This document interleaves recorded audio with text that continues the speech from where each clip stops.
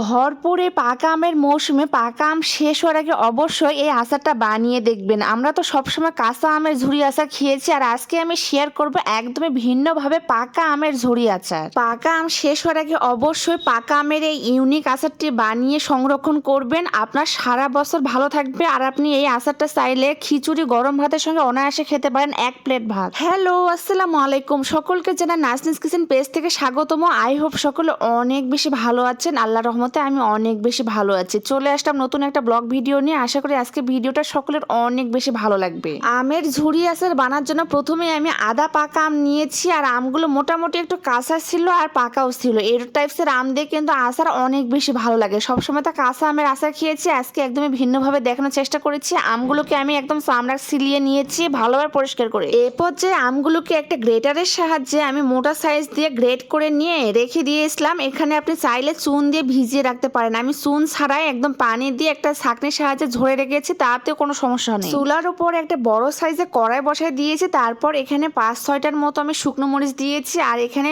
সরিষার তেল দিয়েছি পরিমাণ মতো। যেহেতু আচার করব এই জন্য এখানে সরিষার তেলের পরিমাণটা বাড়িয়ে দিয়েছি। শুকনো মরিচটাকে আমি মোটামুটি একটু লাল কালার করে ভেজে নিয়েছি। তারপর এখানে কুচানো পেঁয়াজ দিয়েছি। পেঁয়াজটা আমি পরিমাণ মতো দিয়েছি 1 কাপ। আপনারা বাড়িয়ে বা কমিয়ে দিতে পারেন। পেঁয়াজটা মোটামুটি আমি ব্রাউন কালার করে ভেজে নিব। আর এই অবস্থায় দিয়ে দিলাম গরম মশলা, সাদা ফল, তেজপাতা আর দারচিনি দিয়েছি। আমার পছন্দ মতো লবঙ্গ দিয়েছি 5 থেকে 7টা। গরম মশলা থেকে যখন সুন্দর একটা ঘ্রাণ চলে আসবে ও পেঁয়াজগুলো মোটামুটি ব্রাউন কালার করে ভাজা হয়ে যাবে, তখন আমি আগে থেকে যে আমগুলো গ্রেট করে রেখেছিলাম সেই আমটা দিয়ে দিব।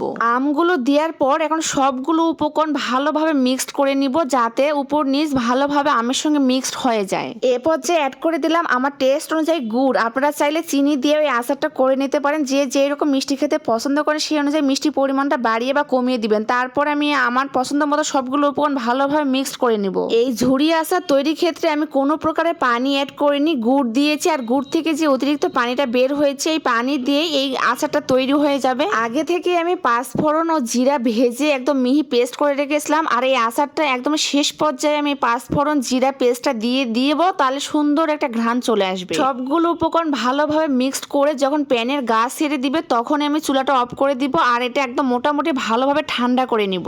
আমের এই ঝুরি আচারটা যখন একদমই ভালোভাবে ঠান্ডা হয়ে যাবে তখন আপনি একটা কাঁচের জারের মধ্যে সংরক্ষণ করতে পারেন সারা বছরের জন্য।